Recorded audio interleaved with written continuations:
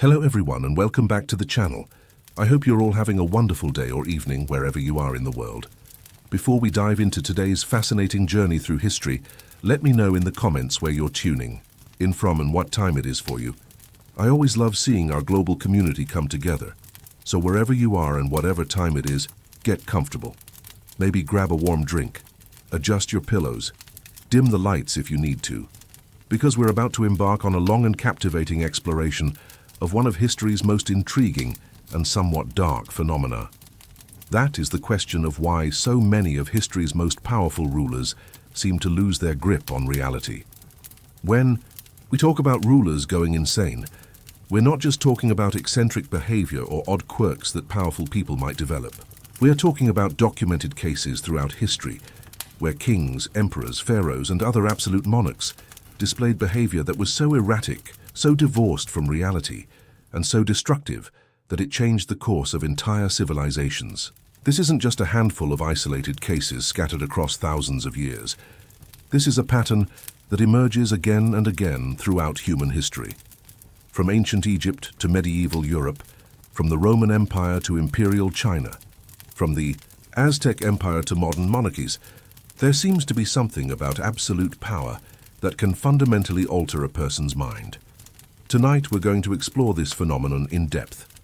We'll look at specific cases and examine the possible causes, from genetic factors to environmental pressures, from the isolation that comes with supreme power to the corrupting influence of absolute authority. We'll see how the madness of a single individual could plunge entire nations into chaos, start wars that killed millions, create policies so bizarre they seem like something out of a fever dream, and leave legacies that historians are still trying to understand centuries later.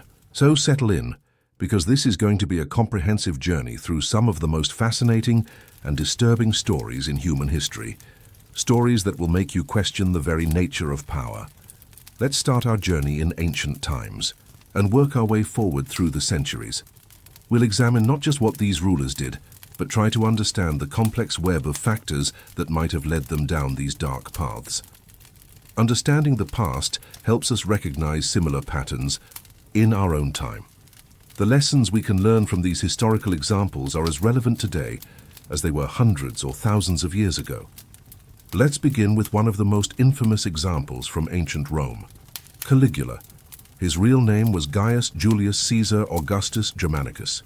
He was born in 12 AD. His story perfectly illustrates how quickly absolute power can corrupt. Caligula started his reign as emperor in 37 AD. For the first few months, he was actually quite popular with the Roman people. He freed political prisoners. He gave generous bonuses to the military. He put on spectacular games and shows for the public. He seemed to be everything that Romans had hoped for in a leader. But then something changed. Historians still debate whether it was a severe illness that affected his brain, the overwhelming pressure of ruling the vast Roman Empire, or simply the corrupting influence of absolute power. Whatever the cause, Caligula began to display behavior that was increasingly erratic. He started to believe that he was actually a god, not just someone chosen by the gods or blessed by them, but an actual living deity who deserved worship from his subjects. He would dress up as various Roman gods. He had conversations with statues as if they were real people who could respond to him. He would stand next to statues of Jupiter and ask visitors who they thought was more impressive. When people hesitated to answer, he would fly into terrifying rages. He ordered that his statue be placed in temples throughout the empire. This included the holiest temple in Jerusalem, which nearly sparked a massive revolt among the Jewish population. He declared war on Neptune, the god of the sea. He ordered his soldiers to march to the beach and attack the waves with their swords, then collect seashells as spoils of war to bring back to Rome. He made his favorite horse, Incitatus, a consul of Rome. This was one of the highest political positions in the empire. He would have dinner parties where the horse was treated as an honored guest. Senators and other high officials were forced to bow and show respect to the animal. He built a temporary bridge across the Bay of Naples. It was about 3 miles long. He did this just so he could ride across it wearing the breastplate of Alexander the Great. He claimed he was fulfilling a prophecy and demonstrating his power over nature itself. The construction of this bridge required enormous resources and labor. This could have been used for practical purposes, like infrastructure or military defense. But Caligula was so obsessed with grand gestures that practical concerns seemed to mean nothing to him. He would force senators to run alongside his chariot for miles in their formal togas. If they fell behind or showed signs of fatigue, he would have them beaten or executed. He turned his palace into a brothel. He forced the wives and daughters of wealthy Romans to work there. This wasn't because he needed the money. He apparently enjoyed the power of humiliating the upper classes. He would auction off gladiators at ridiculously high prices, then force wealthy Romans to bid on them, sometimes bankrupting entire families for his amusement. If someone couldn't pay, he would seize their property and sometimes have them executed. He spent enormous amounts of money on bizarre construction projects and lavish parties, so much so that he managed to drain the Roman treasury in less than a year of rule. He would grant and revoke citizenship on a whim, sometimes making slaves into citizens and citizens into slaves based on nothing more than his mood. Perhaps most disturbing of all, he seemed to take genuine pleasure in cruelty and violence. He would attend executions and torture sessions as entertainment. He would order killings for the most trivial reasons: someone laughing too loudly at a dinner party, someone not laughing enough at his jokes, someone wearing clothing he didn't like, someone looking at him in a way he found disrespectful. The randomness of his violence created an atmosphere of terror in Rome. No one, no matter how high their position or how loyal they had been, could feel safe. He famously said that he wished the Roman people had only one neck, so he could cut it with a single blow. This gives you an idea of how he viewed the very people he was supposed to protect and serve. His behavior became so erratic and dangerous that even his own Praetorian Guard began to plot against him. They realized that eventually his madness would turn on them as well. Indeed, Caligula was assassinated in 41 AD, less than 4 years after he became emperor. The conspiracy included members of his own guard, senators, and even some of his family members. His behavior had become so unpredictable and dangerous that people close to him feared for their own lives. The interesting thing about Caligula's case is that we can see how his madness wasn't just personal tragedy. It had massive consequences for the entire Roman Empire. His erratic policies and enormous spending weakened the empire's finances. His religious innovations nearly sparked rebellions in various provinces. His treatment of the military and the senators created instability in the government. His reign, though brief, left scars on Roman politics that lasted for generations. It showed how quickly one person's mental breakdown could affect millions of people. Now let's move from Rome to medieval Europe and look at King Charles VI of France. He ruled from 1380 to 1422. His madness was so well documented that historians have been able to piece together a detailed picture. Charles VI started his reign as a capable and intelligent ruler. He was known for his charm, his interest in learning, and his genuine concern for his subjects. But in 1392, when he was just 24 years old, something happened that changed everything. He was leading a military expedition against the Duke of Brittany. Suddenly, in the middle of a forest, he drew his sword and began attacking his own men. He shouted that he was surrounded by traitors and enemies. He killed 4 of his knights before his companions could restrain him. After this episode, he seemed to have no memory of what had happened. This was the beginning of what historians call his intermittent madness. Charles VI would have periods of complete mental breakdown, followed by periods of relative normalcy. As time went on, the periods of madness became longer and more frequent. The periods of clarity became shorter and less reliable. During his episodes of madness, Charles VI would forget who he was. He wouldn't recognize his own wife and children. He would refuse to bathe for months at a time. He would run through the corridors of his palace howling like a wolf. He believed that he was made of glass. He would refuse to let anyone touch him for fear that he would shatter.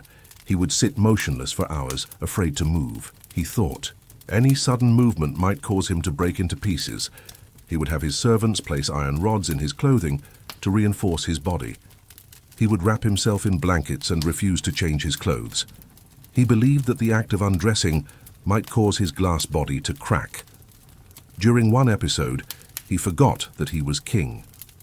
When courtiers addressed him as "Your Majesty," he would become confused and agitated. He would ask who they were talking to and insist that he was just a common man named George. He would sometimes recognize individual people but forget their relationship to him. He might remember his wife's face but not know that she was his wife. This led to heartbreaking scenes where she would try to remind him of their life together. He would look at her with complete bewilderment. The most tragic aspect of Charles VI's condition was his awareness during lucid intervals. He was fully aware of his illness. He would apologize to his courtiers and family members for things he had done during his episodes. He would make arrangements for the government to function without him. He would try to prepare for his next episode by giving instructions to his advisors. He would express deep sadness and frustration about his condition. He knew that he was trapped in a cycle of madness that he couldn't control. This created a situation where the French government was essentially rudderless for long periods. No one could be sure when the king would be capable of making decisions. This power vacuum led to a series of civil wars known as the Armagnac-Burgundian Civil War. Different noble factions fought for control of the kingdom while the king was incapacitated. These internal conflicts weakened France so much that the English achieved major victories during the 100 Years' War. This included the famous Battle of Agincourt in 1415. A much smaller English army defeated the French forces, partly because French leadership was divided and ineffective.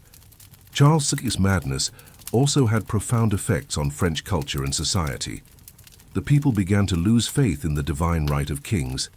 If God had truly chosen their king, why would he allow him to suffer from such a terrible affliction? This led to increased questioning of royal authority. It contributed to the development of more sophisticated theories about government. The king's condition also affected international relations. Other European powers were never sure whether treaties and agreements made with France would be honored.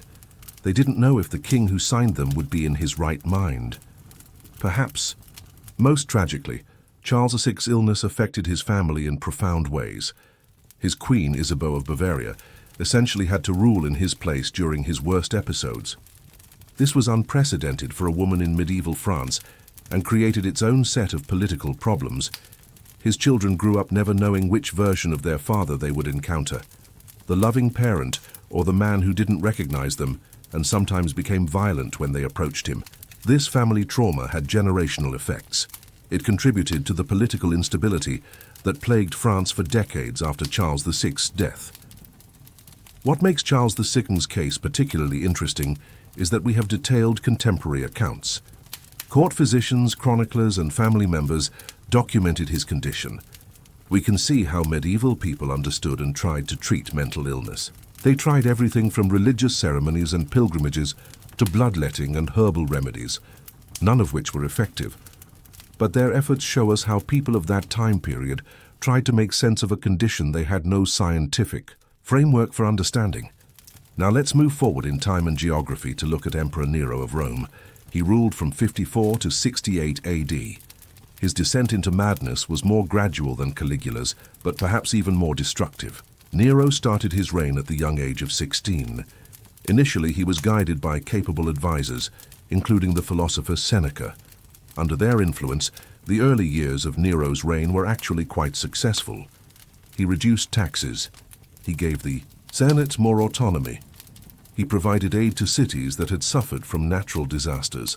He was generally popular with the common people because he put on elaborate games and entertainment.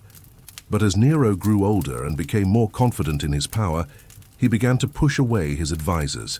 He started making increasingly erratic decisions. Nero had always been interested in the arts, particularly music, poetry, and theater. His interest gradually became an obsession that consumed more and more of his time and attention. He began to see himself not just as an emperor, but as a great artist. He would spend hours practicing his singing and lyre playing. He would write poetry and force courtiers to listen to lengthy recitations. He began to perform publicly, which was considered deeply inappropriate for someone of his social status. Romans believed that performing on stage was work for slaves, and freedmen, not for aristocrats, certainly not for the emperor. But Nero didn't just perform occasionally. He became obsessed with public performance. He would compel audiences to sit through his concerts. He stationed guards at the exits to prevent people from leaving. He required them to show enthusiasm for his performances. People were reportedly so desperate to escape these mandatory concerts that some would fake heart attacks. Others would pretend to die just to be carried out of the venue. Women would give birth during the performances because they weren't allowed to leave even when they went into labor. Nero's artistic obsessions led him to make increasingly bizarre decisions as emperor. He spent enormous amounts of public money on building theaters and performance venues. He organized elaborate festivals and competitions centered around his own performances. He began to neglect the actual business of running the empire in favor of pursuing his artistic career. Perhaps more concerning than his artistic obsessions was his growing paranoia and cruelty. Nero became convinced that people were plotting against him. In many cases, he was probably right. His behavior was becoming so erratic that conspiracies were indeed forming. But his response to this threat was to become increasingly violent and unpredictable. He had people executed on the flimsiest evidence of disloyalty. He would order killings based on dreams he'd had or omens he thought he'd seen. He seemed to take pleasure in devising elaborate and cruel methods of execution. One of the most shocking aspects of Nero's madness was his treatment of his own family members. He had his mother Agrippina killed in 59 AD, initially trying to make it look like an accident by having her boat sabotaged. When she survived the sinking, he sent soldiers to finish the job. He also killed his first wife Octavia and his second wife Poppaea. In Poppaea's case, reportedly kicking her to death while she was pregnant. These weren't crimes of passion or political necessity. They seemed to have been the actions of someone who had lost the ability to distinguish between reality and his own paranoid fantasies. Nero's reign reached its lowest point during the Great Fire of Rome in 64 AD, a devastating blaze that burned for 6 days and destroyed much of the city. While there's no credible evidence that Nero actually started the fire, his response to the disaster revealed the depth of his delusions. Instead of focusing entirely on relief efforts and rebuilding, Nero saw the fire as an opportunity. He wanted to build a massive palace complex called the Domus Aurea, or Golden House. This would cover about 300 acres in the heart of Rome. This palace was to be a monument to his own greatness. It featured a 120-foot-tall bronze statue of himself. It had artificial lakes, elaborate gardens, and rooms decorated with gold and precious gems. The construction of this palace required enormous resources at a time when the city was still recovering from the fire. It displaced thousands of Romans from their homes. But Nero seemed oblivious to the suffering his vanity project was causing. He was so excited about his new palace that he reportedly said, "At last, I can begin to live like a human being." This suggests how disconnected he had become from the reality of how normal people actually lived. To fund his extravagant projects and lifestyle, Nero implemented increasingly oppressive taxation. He began confiscating property from wealthy Romans on trumped-up charges.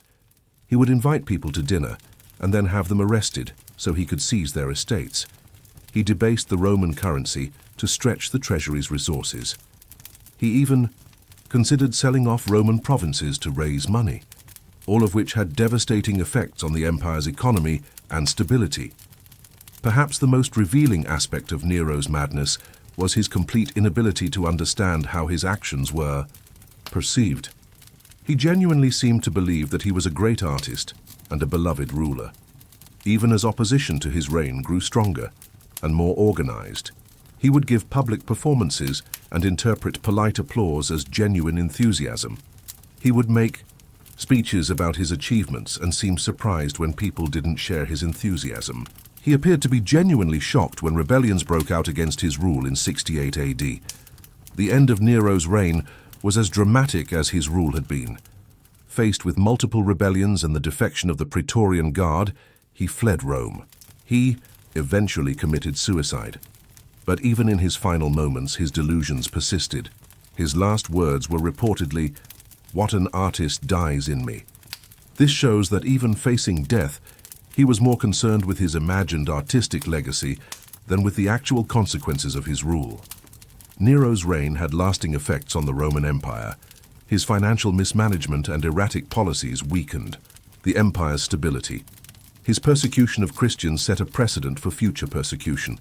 His behavior contributed to a crisis of legitimacy for the imperial system. This led to a civil war known as the Year of the Four Emperors. Nero's case gives us insight into how absolute power can warp a person's perception of reality. He had unlimited resources to pursue his whims. No one could effectively challenge his decisions. He received constant flattery from people who were afraid to tell him the truth. In this environment, it's perhaps not surprising that he lost touch with reality. This pattern of isolation and flattery leading to delusions of grandeur is something we'll see repeated in many other cases throughout history. Now let's travel to a different part of the world and look at Emperor Zhengde of China. He ruled during the Ming Dynasty from 1505 to 1521. His reign perfectly illustrates how cultural and political pressures can combine with personal psychology to create dangerous instability. Zhengde came to power when he was just 14 years old. Like many young rulers, he was initially guided by regents and advisors. But as he grew older and began to assert his independence, it became clear that his personality was particularly unsuited to the demands of absolute rule. Zhengde was intelligent and energetic, but he was also easily bored, impulsive, and had little interest in the traditional duties of Chinese emperorship. These included long hours of studying government documents, meeting with officials, participating in elaborate court ceremonies. Instead of embracing these responsibilities, Zhengde began to rebel against them in increasingly dramatic ways. He would skip important court meetings to play with his collection of exotic animals. He built a separate palace complex where he could escape from the formal atmosphere of the Forbidden City. He began to spend more and more time with eunuchs and other court favorites. These people encouraged his worst impulses rather than trying to guide him toward responsible behavior. One of the most concerning aspects of Zhengde's behavior was his obsession with military activities, but not in the way that previous warrior emperors had been interested in military affairs. Zhengde was fascinated by the pageantry and excitement of military life, but he seemed to have little understanding of its serious purpose. He would dress up as a general and lead his guards on elaborate mock battles and parades. He built a fake military camp within his palace grounds where he could play at being a soldier. He began to make actual military decisions based on his fantasies rather than on strategic considerations. This led to a series of disastrous military campaigns where real soldiers died because the emperor was treating warfare like a game. Zhengde's behavior became increasingly erratic as his reign progressed. He developed an obsession with adopting different identities and personas, sometimes pretending to be a merchant, sometimes a monk, sometimes a common soldier. He would maintain these alternate identities for days or weeks at a time. During these episodes, he would refuse to acknowledge his role as emperor. He would become angry if anyone addressed him by his imperial titles. He would sneak out of the palace in disguise and wander through Beijing, sometimes getting into fights or causing disturbances that his guards would have to clean up later. He seemed to take genuine pleasure in the confusion and chaos that these escapades caused. Perhaps most troubling was Zhengde's complete disregard for the careful balance of power that kept the Chinese imperial system functioning. He would promote people to important government positions based on personal whims rather than merit or experience. He would reverse important policy decisions without consulting his advisors. He would make major appointments and dismissals based on rumors, dreams, or temporary enthusiasms. This created an atmosphere of uncertainty and instability in the government. No one could predict what the emperor might do next, or whether decisions made one day would still be in effect the next. Zhengde's reign was also marked by his relationship with a Muslim military leader named Zhang Bin. Zhang Bin became one of his closest advisors. He may have encouraged some of his most destructive behavior. Zhang Bin was not from the traditional Chinese scholarly class that usually advised emperors. His influence represented a break with centuries of governmental tradition. Under Zhang Bin's influence, Zheng De began to show favoritism toward military leaders over civilian officials. This upset the careful balance between different power centers that had kept the Ming dynasty stable. This favoritism led to resentment and conflict within the government that weakened the empire's effectiveness. One of the most dramatic examples of Zheng De's erratic behavior occurred in 1517. He decided to personally lead a military campaign against Mongol raiders. But instead of preparing carefully and consulting with experienced generals, he treated the entire expedition like an adventure. He brought along musicians and entertainers. He insisted on performing military drills and ceremonies that served no strategic purpose. He made tactical decisions based on what he thought would be exciting rather than what would be effective. The campaign was a disaster. Chinese forces suffered unnecessary casualties. Zheng De himself was nearly captured when he insisted on positioning himself too close to the fighting. But even after this near catastrophe, Zheng De seemed to learn nothing from the experience. He continued to make military decisions based on his fantasies rather than reality. Toward the end of his reign, Zheng De's behavior became even more unpredictable. He developed an obsession with building projects. But unlike previous emperors who built monuments to demonstrate their power, Zheng De's building projects seemed to serve no purpose other than to satisfy his momentary whims. He would order the construction of elaborate structures and then lose interest before they were completed. He would leave them to decay while he moved on to some new enthusiasm. He spent enormous amounts of money on these abandoned projects. This drained the imperial treasury and forced tax increases that made him unpopular with his subjects. Zheng De died in 1521 at the age of 29, possibly from injuries sustained during one of his reckless adventures. His death was almost as chaotic as his life had been. He had no heir and had made no clear arrangements for succession. This led to a period of uncertainty that could have destabilized the entire Ming dynasty. Fortunately for China, the succession was eventually resolved peacefully. But Zheng De's reign had lasting negative effects on the empire. His financial mismanagement had weakened the treasury. His erratic military policies had damaged China's defenses. His disregard for governmental traditions had created precedents that future emperors might follow. Perhaps most importantly, Zheng De's reign showed how the isolation and absolute power of Chinese emperorship could be particularly dangerous. The Chinese imperial system was designed around the assumption that emperors would be serious, studious, and dedicated to their responsibilities. But it had few safeguards against rulers who simply refused to take their role seriously. This structural weakness in the system would contribute to problems for future Ming emperors as well. Now let's move to medieval England and examine King Henry VI. He ruled from 1422 to 1461 and again from 1470 to 1471. His mental illness had profound consequences not just for England, but for the entire course of European history. Henry VI became king when he was just 9 months old. This followed the death of his father, Henry V. Henry V had been one of England's most successful warrior kings. This inheritance created expectations and pressures that would prove impossible for Henry VI to meet. During his minority, England was ruled by a regency council. The kingdom continued to prosper and expand its territories in France. But as Henry VI came of age and began to rule in his own right, it became clear that he had inherited none of his father's military skills or political acumen. Instead, Henry VI was a gentle, scholarly, and deeply religious man.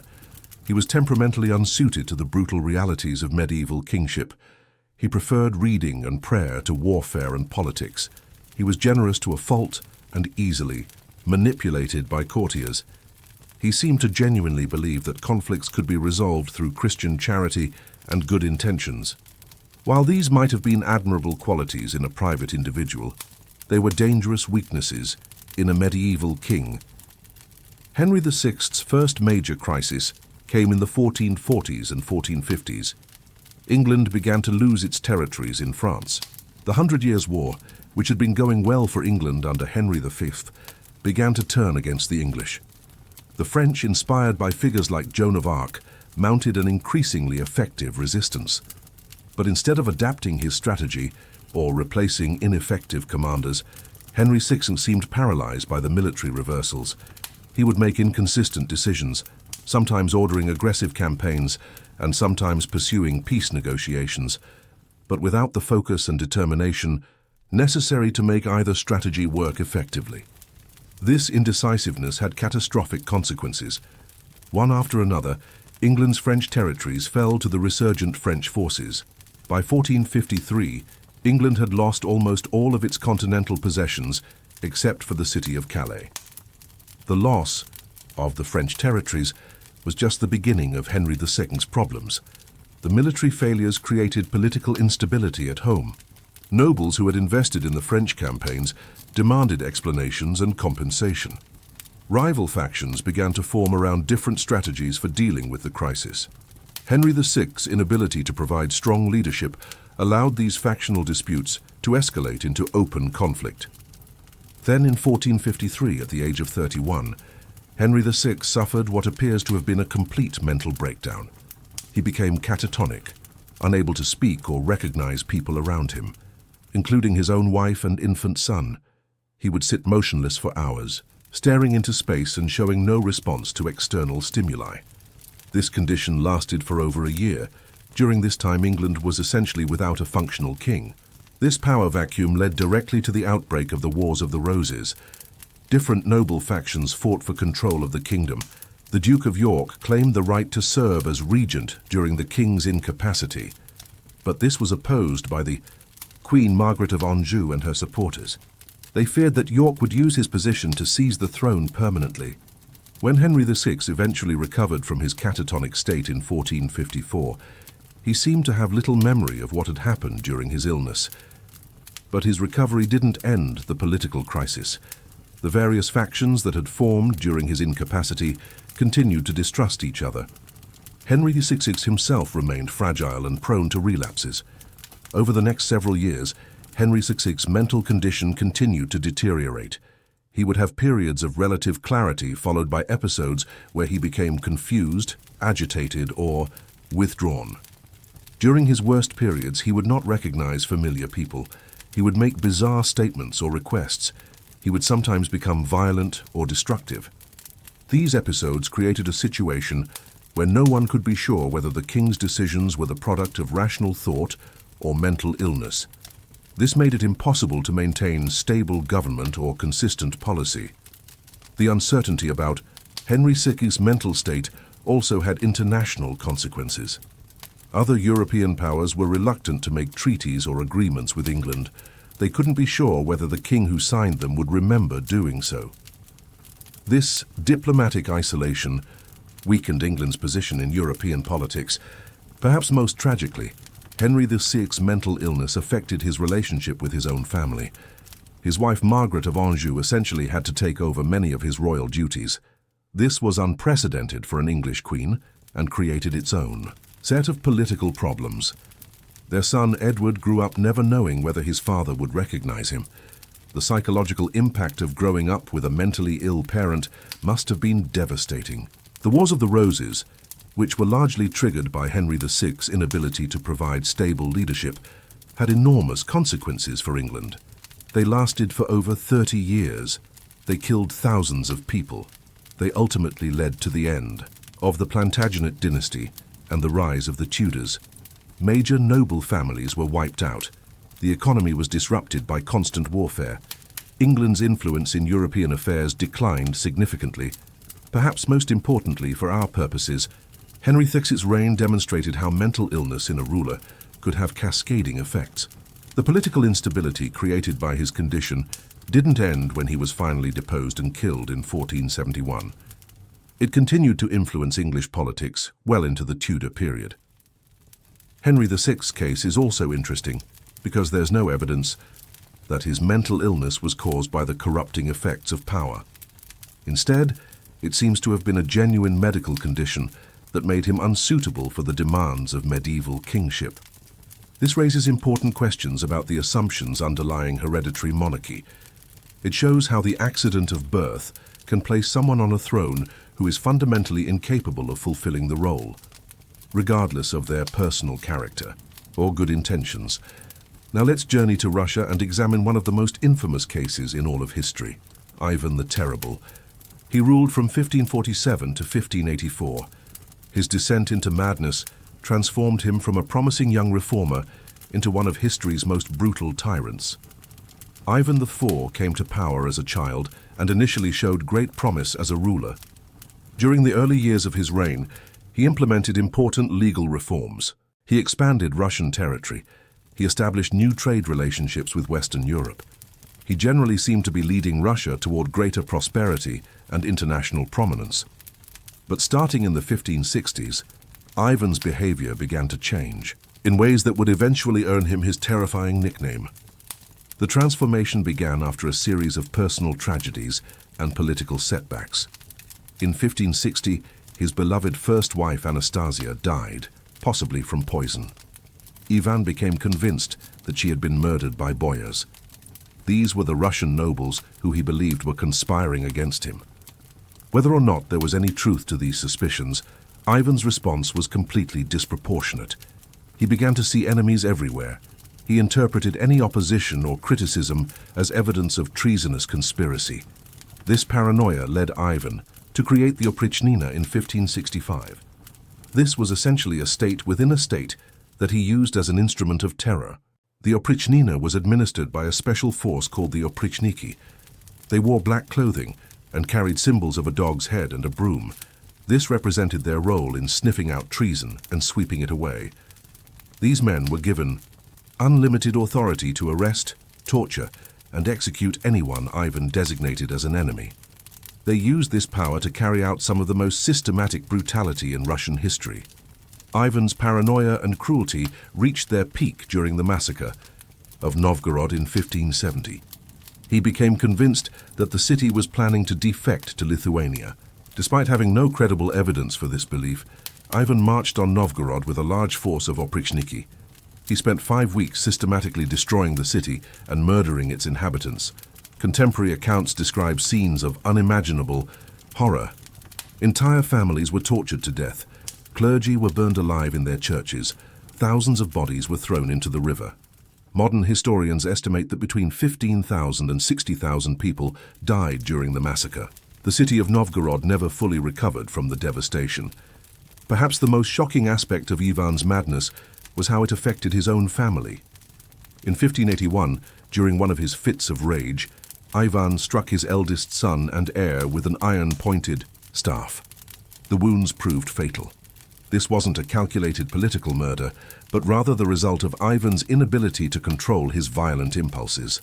When he realized what he had done, Ivan was reportedly overcome with grief and remorse, but by then it was too late. He had killed the son who was supposed to succeed him and continue the dynasty. The death of Ivan's heir had profound consequences for Russian history. It left the succession unclear. It contributed to the period of chaos known as the Time of Troubles that followed Ivan's death. But it also perfectly illustrates how Ivan's mental condition had made him dangerous, not just to his enemies but to everyone around him, including the people he loved most. Ivan's behavior during his final years became increasingly erratic and unpredictable. He would alternate between periods of intense religious devotion and episodes of savage cruelty. He became obsessed with the idea that he was being poisoned. He would have his food tasted by multiple people before eating it. He would wake up in the middle of the night, convinced that assassins were in his room. He would sometimes order the execution of servants or courtiers based on nothing more than a suspicious look. The psychological impact of living under Ivan's rule must have been devastating. No one could predict when his mood would shift from benevolent to murderous. People who were in his favor one day might find themselves facing torture and death the next. This atmosphere of terror paralyzed the normal functioning of government. Officials were more concerned with avoiding Ivan's wrath than with effectively administering the country. Ivan's madness also had significant economic and social consequences for Russia. The Oprichnina disrupted normal patterns of agriculture and trade. Landowners and merchants never knew when their property might be confiscated. The constant threat of violence drove many skilled craftsmen and traders to flee the country. The arbitrary nature of Ivan's rule made it impossible to develop consistent economic policies. Furthermore, Ivan's paranoid suspicion of the Boyar class led him to systematically destroy many of the most powerful noble families. This might have seemed like a victory for royal authority in the short term, but it actually weakened the Russian state by eliminating people who had the knowledge and connections necessary to govern. This destruction of the traditional nobility created a power vacuum. It contributed to the political instability that plagued Russia after Ivan's death. Ivan's case is particularly fascinating because we can see how his madness developed gradually over time. He wasn't born a monster. During the early years of his reign, he showed genuine concern for his subjects. But the combination of absolute power, personal trauma, and underlying mental condition created a feedback loop. His paranoia and violence became self-reinforcing. Each act of brutality made him more enemies. This confirmed his belief that he was surrounded by traitors, which justified even more extreme measures, until he had created the very situation that his paranoid mind had originally imagined. Now let's move forward in time to examine King George III of Great Britain. He ruled from 1760 to 1820. His periodic bouts of madness had significant consequences, not just for Britain but for world history, including playing a role in the American Revolution. George III came to the throne as a young man with high ideals about kingship. He had a genuine desire to be a good ruler. He was intelligent, well-educated, and deeply interested in agriculture, science, and the arts. He was also devoted to his family and his religious faith. During his lucid periods, he was known for his moral character and his dedication to his duties as king. But starting in the 1760s, George III began to experience episodes of what modern historians believe was porphyria. This is a rare genetic disorder that can cause severe mental and physical symptoms. During these episodes, the king would become agitated, confused, and sometimes violent. He would talk rapidly and incoherently for hours at a time. He would have delusions and hallucinations. He would sometimes become so physically aggressive that he had to be restrained. The first major episode occurred in 1788. George III became so ill that Parliament seriously considered passing a Regency Act. This would have transferred his powers to his eldest son, the future George IV. But just as the legislation was about to be enacted, the king recovered and resumed his duties. Though he was never quite the same afterwards, this pattern of illness followed by recovery would continue for the rest of his long reign. Each episode left him slightly more fragile than before. George III's mental condition had profound political consequences. His episodes of madness often coincided with major political crises that required strong leadership. During the American Revolution, the king's illness may have contributed to Britain's inflexible response to colonial demands. George III's obsession with maintaining royal prerogatives may have been influenced by his medical condition. This could cause rigid thinking and an inability to process complex political situations. Similarly, during the Napoleonic Wars, George III's periodic incapacity created uncertainty about British policy. It made it difficult to maintain consistent alliances and strategies. Foreign leaders were never sure whether agreements made with the British government would be honoured. This uncertainty sometimes made it harder for Britain to build the coalitions necessary to resist French expansion. Perhaps the most poignant aspect of George III's story is how his illness affected his relationship with his family. During his lucid periods, he was acutely aware of his condition. He was deeply troubled by the possibility that he might lose control again. He would make arrangements for the government to function without him. He would apologize to his family and advisors for things he had done during his episodes. He would express fear and frustration about his inability to control his own mind. This self-awareness made his suffering even more tragic. Unlike some of the other rulers we've discussed, George III never lost his fundamental decency. His illness was clearly a medical condition rather than a character flaw. The king's condition also had important constitutional consequences for Britain. It forced the political system to develop mechanisms for dealing with royal incapacity.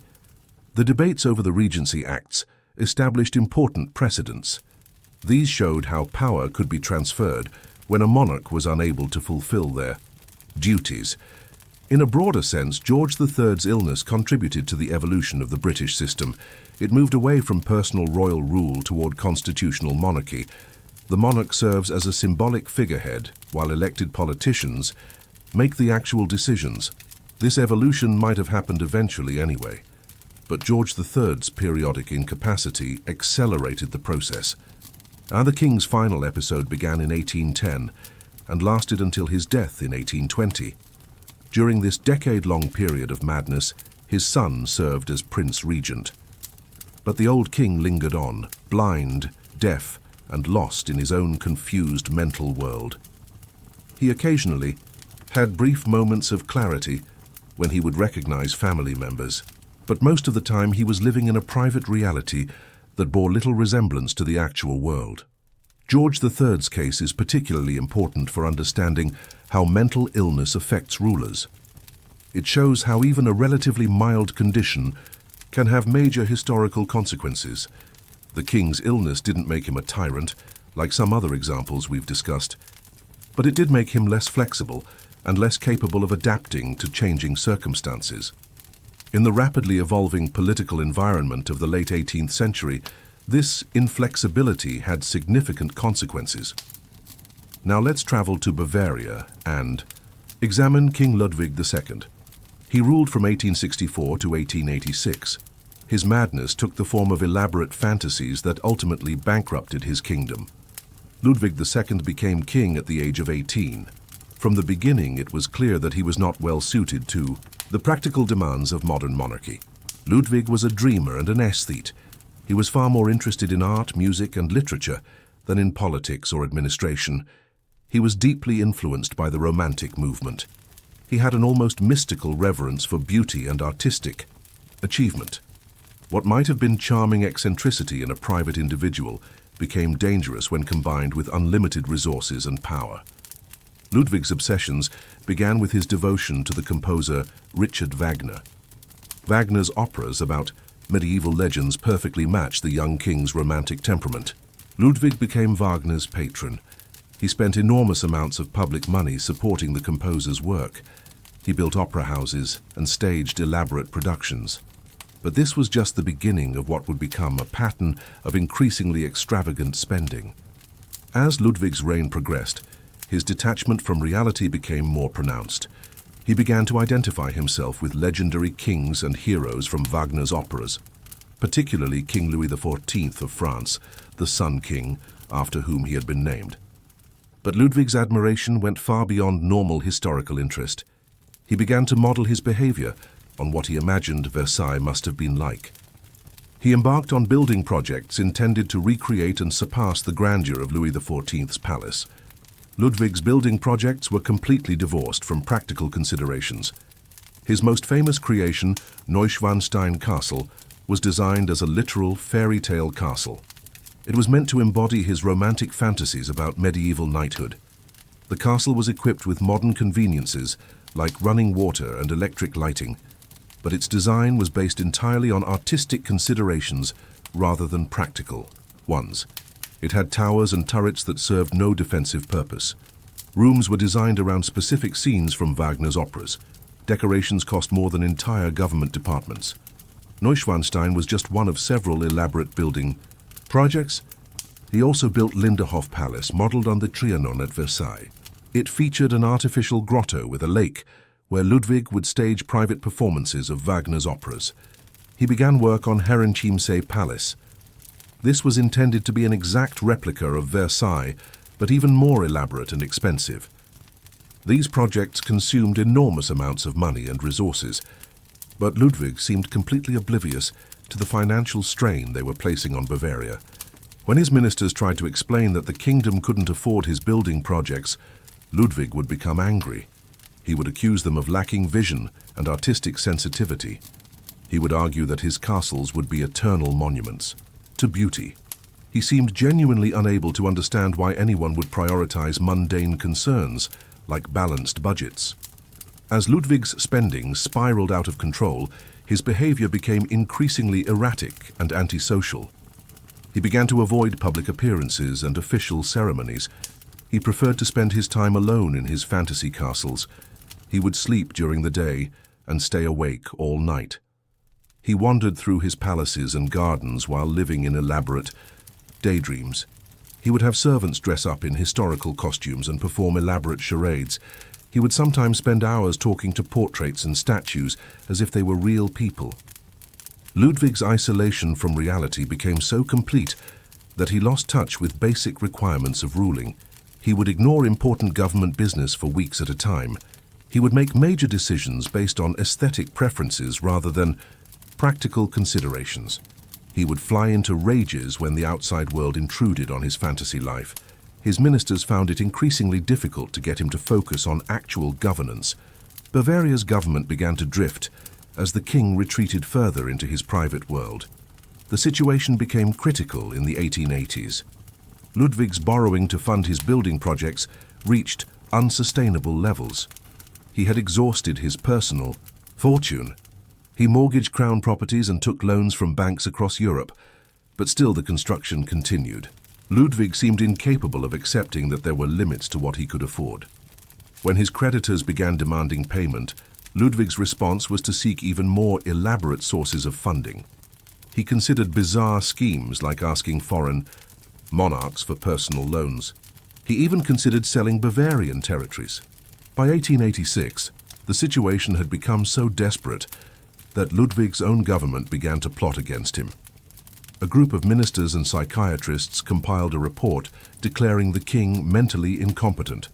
They argued that his spending had become so reckless that he posed a threat to the kingdom's stability. They arranged for Ludwig to be deposed and replaced by his uncle as regent.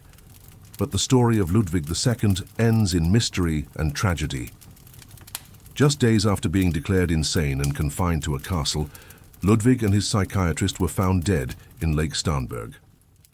The circumstances have never been fully explained. Whether it was suicide, murder, or accident, Ludwig's death brought an end to one of the most bizarre reigns in European history. Ludwig's case shows how mental illness in a ruler can take forms that seem relatively harmless. Ludwig never became violent or cruel like some other kings we've discussed. His madness took the form of elaborate fantasies and artistic obsessions, but his complete disconnection from practical reality made him just as dangerous to his kingdom. His reign illustrates how romantic ideals and artistic genius can become pathological when combined with absolute power. Ludwig's belief that aesthetic considerations should take priority over practical ones might have been inspiring in a private patron. But as a king responsible for his subjects' welfare, his priorities were disastrously misplaced. Interestingly, Ludwig's legacy has been somewhat rehabilitated by history. His fantasy castles, particularly Neuschwanstein, have become major tourist attractions. They bring millions of visitors and enormous revenue to Bavaria. In a strange way, his impractical dreams have proven more economically valuable than any sensible investments his ministers might have preferred. But this ironic vindication shouldn't obscure the fact that during his actual reign, Ludwig's madness created real hardship. It brought his kingdom to the brink of financial ruin. Now let's examine a case from the Islamic world. The Fatimid Caliph al-Hakim bi Amrullah ruled Egypt from 996 to 1021. His increasingly bizarre behavior and extreme religious policies created chaos throughout his realm. Al-Hakim came to power at the age of 11 following his father's death. During the early years of his reign, Egypt prospered under capable regents. But as Al-Hakim matured and began to rule independently, it became clear that his personality was marked by extreme volatility. He had an obsession with control that would manifest in some of the most arbitrary policies in medieval Islamic history. Al-Hakim's descent into madness began with relatively minor eccentricities. These gradually escalated into full-blown tyranny. He developed an obsession with controlling every aspect of his subjects' daily lives. He issued detailed regulations about what people could eat, what clothes they could wear, when they could leave their houses, how they should conduct their personal relationships. These weren't policies based on religious law or practical considerations. They seemed to reflect Al-Hakim's need to demonstrate absolute power over every detail of life.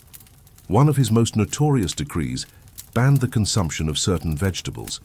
apparently because he didn't like them personally. Violation of this law was punishable by death. He also banned chess, which was popular among the educated classes. He ordered that all chess sets in Egypt be destroyed. He prohibited women from leaving their houses or appearing in public for any reason.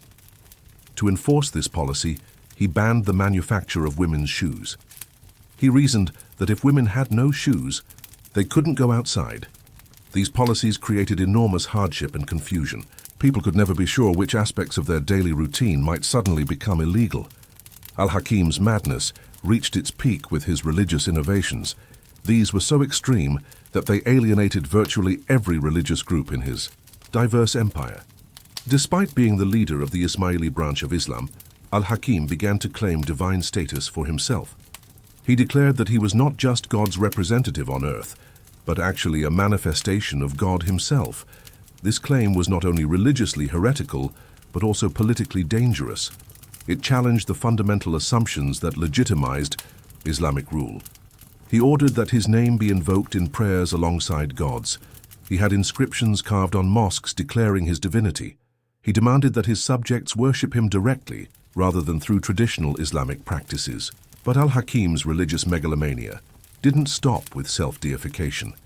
He also launched systematic persecutions of other religious groups, particularly Christians and Jews, who had previously enjoyed relative tolerance. He ordered the destruction of churches and synagogues throughout his territory. This included the Church of the Holy Sepulchre in Jerusalem, one of Christianity's most sacred sites. He forced Christians and Jews to wear distinctive clothing that marked them as religious minorities. He imposed heavy taxes and legal restrictions that made it extremely difficult for non-Muslims to practice their faiths. These persecutions weren't based on consistent religious principles. They seemed to reflect Al-Hakim's erratic moods and his desire to demonstrate power by attacking vulnerable groups. His policies would change unpredictably, sometimes becoming more tolerant and sometimes more oppressive. This depended on his whims at any given moment. Al-Hakim's behavior became increasingly erratic as his reign progressed. He developed strange habits and obsessions that made him seem more like a madman than a ruler. He would wander through Cairo at night, often alone and in disguise. Anyone who recognized him or failed to show proper respect would be executed on the spot. He became obsessed with astrology. He would make important political decisions based on his interpretation of celestial events. He built an elaborate observatory and would spend hours studying the stars and planets. He looked for signs about what policies he should implement. He also developed a fascination with alchemy. He spent enormous amounts of money on attempts to turn base metals into gold. He employed teams of scholars and craftsmen to work on projects that had no practical value. Perhaps most disturbing was Al-Hakim's treatment of his own family and closest advisors. He would promote people to high positions and then have them executed for minor offenses. This created an atmosphere of terror in his court. He killed his own tutor, who had helped raise him and guide his early education, apparently because the man had corrected him during a scholarly discussion. He also ordered the execution of his sister, who had been one of his closest confidants. This was based on rumors that she was plotting against him. These killings weren't the result of careful investigation or political necessity. They reflected Al-Hakim's paranoid suspicions and his inability to distinguish between real threats and imaginary ones. The chaos and instability created by Al-Hakim's rule had devastating effects throughout his empire. Trade and commerce declined as merchants and craftsmen fled to escape his arbitrary policies. Agriculture suffered as farmers abandoned their lands, rather than risk running afoul of his regulations. The military became demoralized, as officers could never be sure whether they would be rewarded or executed. The economic decline was so severe that Egypt began to experience serious shortages of food and other necessities. Social unrest became increasingly common as people struggled to survive under Al-Hakim's erratic rule. Al-Hakim's reign came to an abrupt end in 1021. He disappeared during one of his nocturnal wanderings through Cairo. His body was never found, and the circumstances remain mysterious. Some historians believe he was assassinated by political enemies. Others suggest that he may have been killed by common criminals who didn't recognize him. Regardless of exactly how he died, al-Hakim's disappearance was greeted with relief by most of his subjects. They had lived in fear of his unpredictable violence and arbitrary policies. The aftermath of al-Hakim's reign illustrates the long-term damage that a mentally unstable ruler can inflict. It took decades for Egypt to recover from the economic and social disruption he had caused. Many of the religious minorities who had fled his persecutions never returned. The political institutions he had damaged required extensive rebuilding. Perhaps most significantly, al-Hakim's extreme claims about his own divinity led to the formation of the Druze religious community. Members continued to venerate him as a divine figure long after his death. So his madness had theological consequences that extended far beyond his own lifetime. Al-Hakim's case shows how mental illness in rulers can interact with religious and cultural factors. In a society where political and religious authority were closely linked, his religious delusions had immediate practical consequences. His case demonstrates how the same underlying psychology that might lead to megalomania in one context might manifest as religious mania in another. Now let's examine Emperor Commodus of Rome.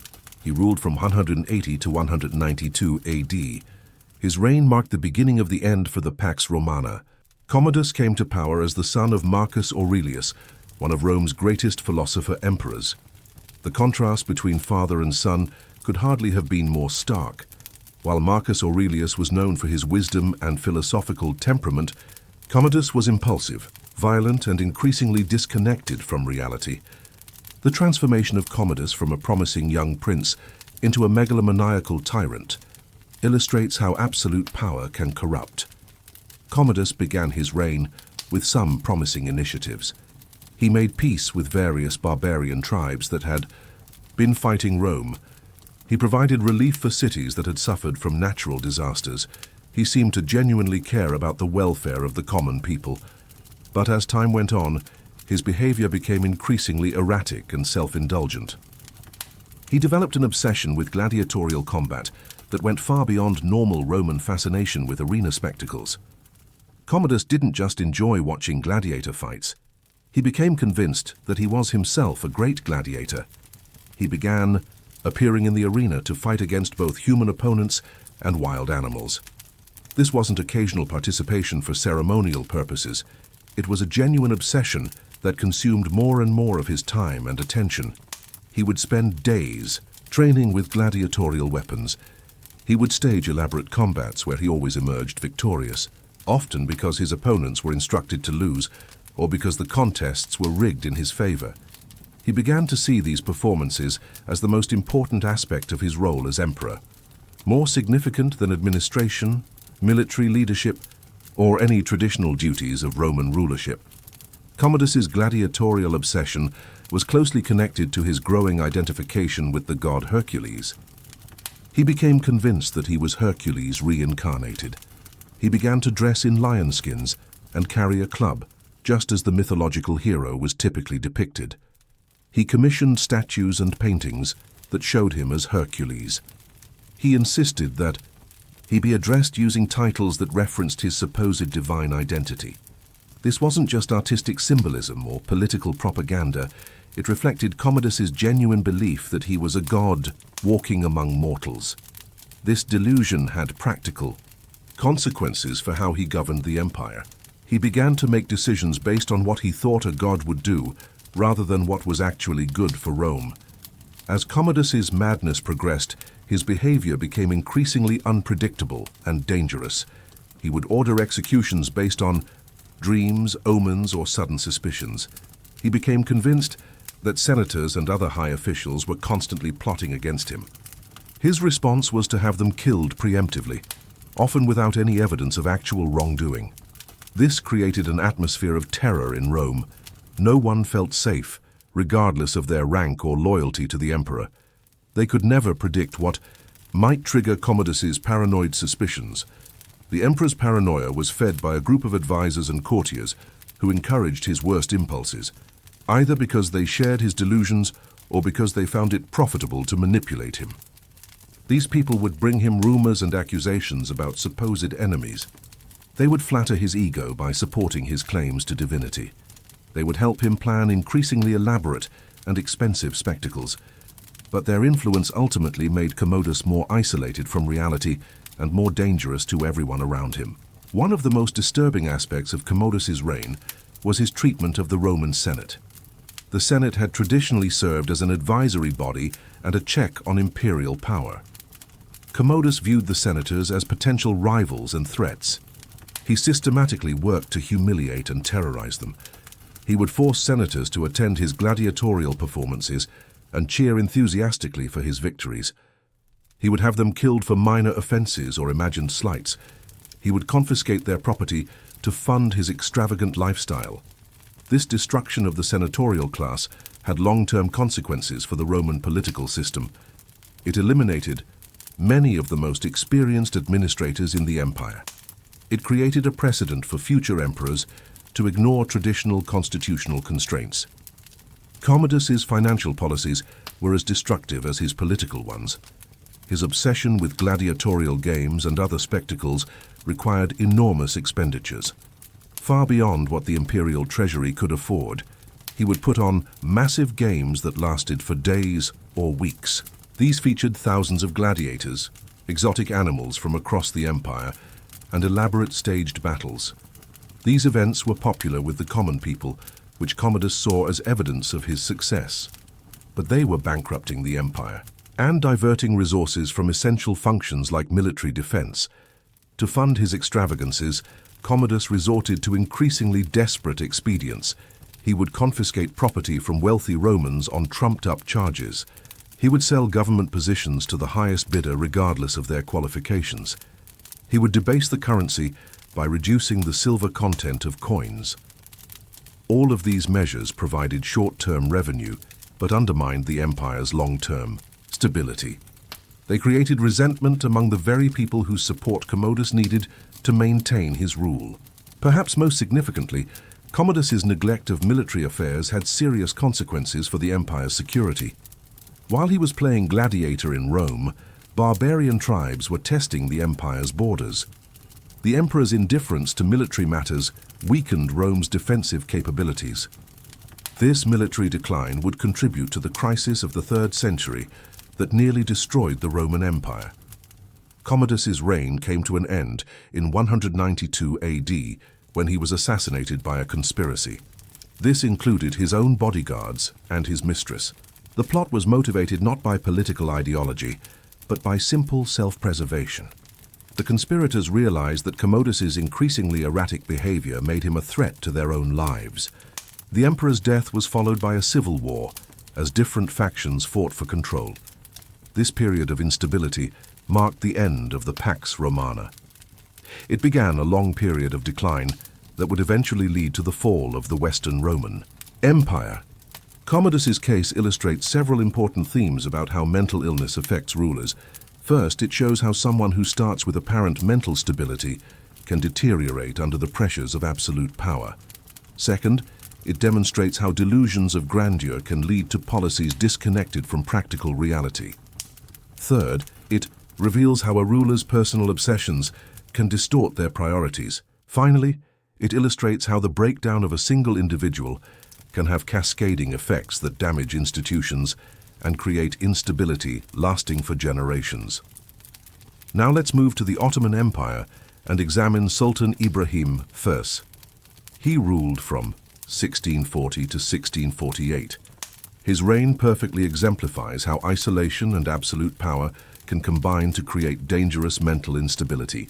Ibrahim came to power at the age of 25, after spending most of his adult life confined in the palace. This was standard practice in the Ottoman system, where potential heirs were kept in seclusion. This prevented them from plotting against the reigning sultan.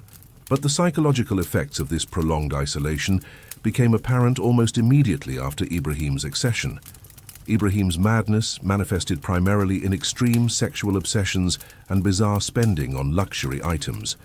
He became convinced that his worth as a sultan could be measured by the size and extravagance of his harem. He began collecting women with the same obsessive intensity that other mad rulers had collected books or built palaces. The imperial harem, which had traditionally housed several hundred women, grew to enormous proportions under Ibrahim's rule. Some sources claim it contained over 1,000 women by the end of his reign. But Ibrahim's obsession wasn't just about quantity. He also became fixated on finding women who met increasingly specific and bizarre criteria. He would send agents throughout the empire to search for women of particular physical characteristics. He would pay enormous sums for individual concubines who caught his fancy. He would sometimes become obsessed with acquiring the wife or daughter of a particular official, regardless of the political consequences of such demands. Ibrahim's sexual obsessions extended beyond the harem to his general lifestyle and governmental policies. He would make important political decisions based on the advice of his favorite concubines. Rather than consulting with experienced ministers and officials, he would grant government positions to people who pleased him sexually, rather than those who were qualified for administrative responsibilities. He would use state resources to fund increasingly elaborate sexual fantasies and entertainments. This sexualization of politics had devastating effects on the Ottoman government. It meant that competence and loyalty were less important than the ability to cater to the Sultan's desires. Qualified administrators were replaced by flatterers and procurers.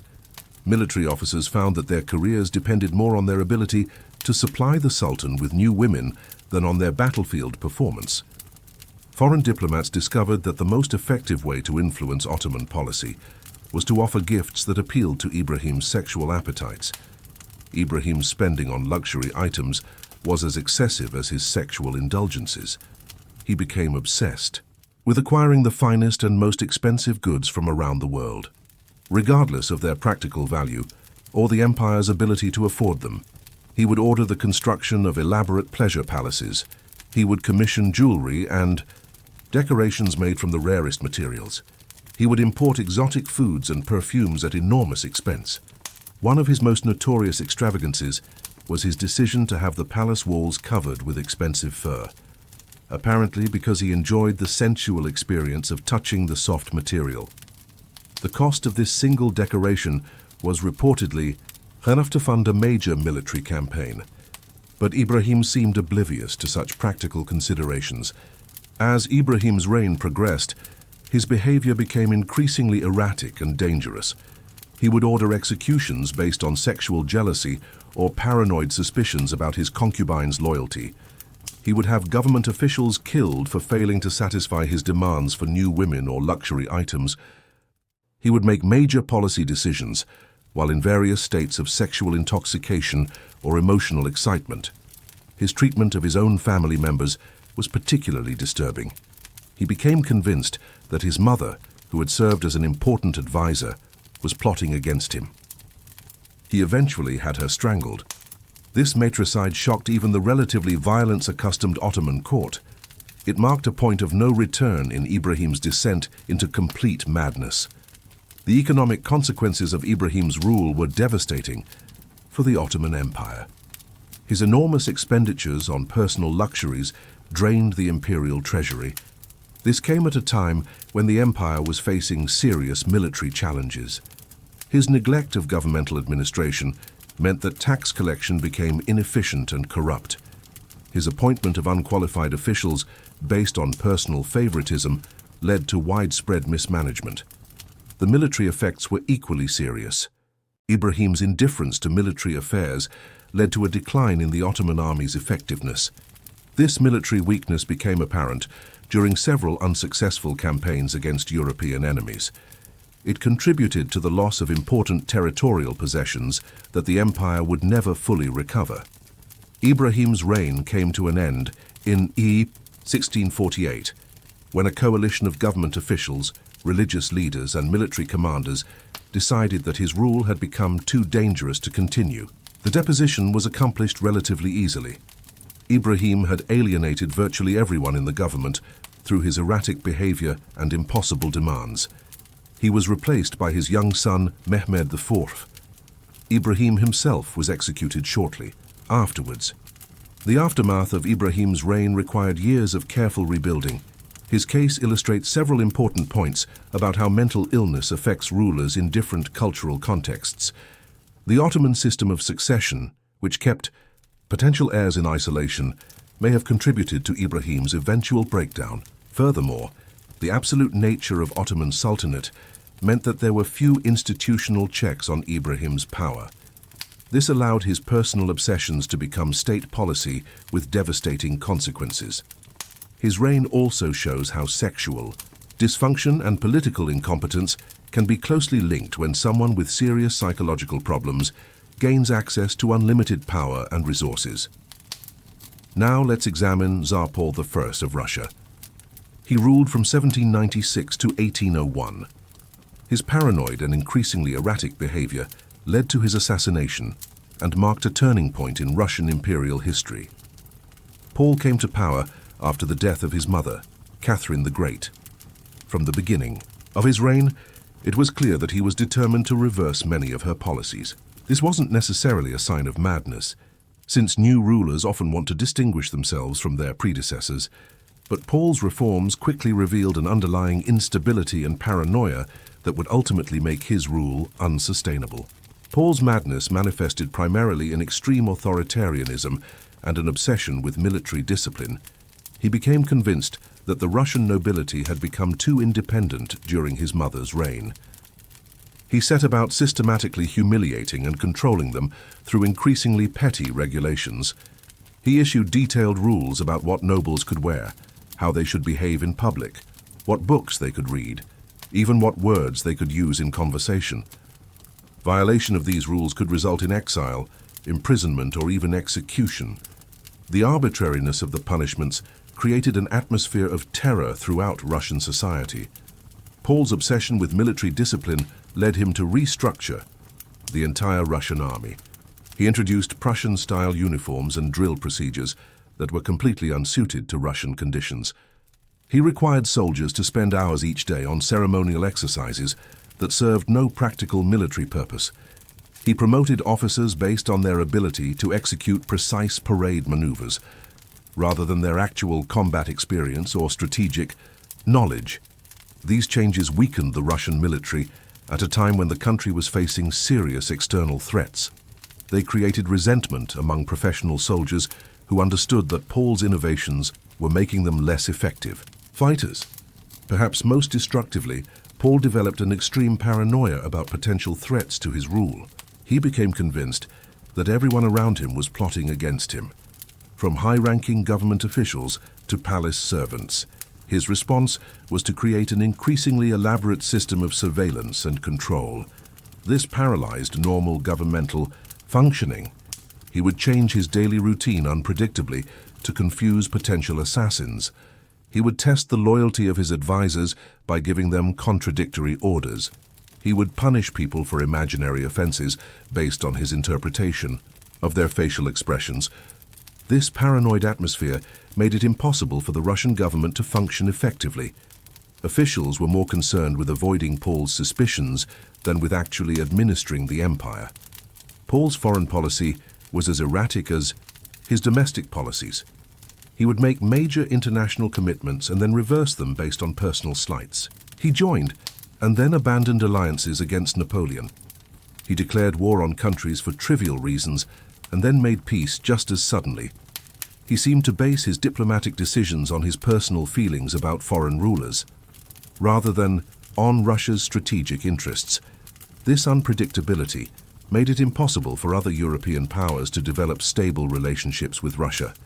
It contributed to Russia's diplomatic isolation during a critical period in European history. One of the most revealing aspects of Paul's madness was his treatment of his own family, particularly his sons. He became convinced that they were plotting to overthrow him, just as he had been suspected of plotting against his mother. He began to take measures to prevent them from gaining access to power. He would exclude them from government meetings. He would have them followed by spies. He would sometimes threaten them with exile or imprisonment. This paranoid treatment of his own children created deep resentment within the imperial family. It contributed to the conspiracy that would eventually lead to his assassination. Paul's obsession with control extended to the most minute details of Russian life. He issued regulations about architecture that required all buildings to conform to his personal aesthetic preferences. He banned certain types of music and literature that he found objectionable. He even tried to control the weather by ordering his subjects to pray for specific meteorological conditions. These attempts to micromanage every aspect of Russian society revealed the depth of his delusions about his own power and authority. Paul's reign came to a dramatic end in March 1801. He was assassinated in his own palace by a group of conspirators. This included high-ranking military officers and government officials. The plot was motivated not by political ideology, but by practical concerns about Paul's increasingly dangerous behavior. The conspirators feared that his paranoid and erratic policies were leading Russia toward disaster. They decided that his removal was necessary for the survival of the empire. The assassination was accomplished relatively easily. Paul's paranoid security measures had actually made him more vulnerable by alienating the very people who were supposed to protect him. Paul's death was followed by the accession of his son, Alexander I. Alexander immediately reversed most of his father's policies and restored stability to Russian government. But the psychological and political damage caused by Paul's reign had lasting effects. The Russian nobility never again trusted the imperial system in quite the same way. They knew that a mentally unstable czar could subject them to arbitrary persecution. The precedent of regicide established by Paul's assassination would influence Russian politics throughout the 19th century. Paul's case illustrates how paranoia and authoritarianism can become self-reinforcing in a ruler with mental illness. His fear of conspiracies led him to take increasingly oppressive measures. This created real conspiracies against him, which confirmed his paranoid beliefs and led to even more oppressive measures, until he had created the very situation that his paranoid mind had originally imagined. Now, as we near the end of our long journey through the darkest corridors of power and madness, it's important to reflect on the patterns that emerge from these historical examples. Understanding how and why rulers go insane isn't just an academic exercise, it's a crucial lesson for understanding the nature of power itself and the institutional safeguards that healthy societies need to protect themselves from the dangers of absolute authority. One of the most striking patterns we've seen is how isolation and flattery can combine to create a dangerous disconnection from reality. Almost every ruler we've discussed lived in environments where they were surrounded by people who had strong incentives to tell them what they wanted to hear, rather than what they needed to know. This constant flattery and lack of honest feedback can gradually erode a person's ability to distinguish between their own wishes and actual reality, leading to the kind of grandiose delusions and poor decision-making we've seen. Another recurring theme is how the stress and responsibility of absolute power can trigger or exacerbate underlying mental health conditions. Many of the rulers we've examined showed signs of psychological problems that might have remained manageable if they had lived private lives. But the pressure of making life and death decisions for entire nations can push vulnerable individuals past their breaking point. We've also seen how cultural and religious factors can shape the specific ways that madness manifests in different rulers. A megalomaniac in ancient Rome might declare himself a god, while a similar personality in medieval Europe might claim to be chosen by God. In Islamic societies, religious mania might take the form of claims to divine revelation. These cultural differences don't change the underlying psychology, but they do affect how mental illness expresses itself and what consequences it has for society. Perhaps most importantly, our journey through these cases has shown us how the madness of individual rulers can have consequences that extend far beyond their own lifetimes. The Wars of the Roses, triggered by Henry VI's incapacity, lasted for decades. The ethnic tensions exacerbated by Alexander of Yugoslavia's paranoia contributed to conflicts that continued through the 20th century. The institutional damage caused by various mad emperors weakened their empires for generations. This teaches us that the question of how power is structured and limited isn't just a matter of political theory. It's a practical question of survival for civilizations. Societies that concentrate too much power in the hands of single individuals are always vulnerable to the possibility that those individuals might go mad. And when they do, the consequences can be catastrophic for millions of people. The historical examples we've explored tonight also remind us that mental illness can affect anyone, regardless of their education, upbringing, or moral character. Many of the rulers we've discussed started their reigns as promising leaders. They had every advantage that privilege and education could provide. But mental illness doesn't respect social status or personal virtue. This should make us more compassionate toward those who suffer from psychological conditions. But it should also make us more cautious about concentrating too much power in any single person's hands. As we conclude this long exploration of madness and power, perhaps the most important lesson we can take from these historical examples is the value of institutional checks and balances. Democratic systems with separation of powers, constitutional monarchies with parliamentary oversight, federal systems that distribute authority across multiple levels of government. These aren't just abstract political concepts. They're practical safeguards against the very human tendency for power to corrupt, and for corruption to lead to madness. The rulers we've discussed tonight didn't choose to go insane, but the societies they ruled did choose how much power to give them, and how many safeguards to put in place to protect against the abuse of that power.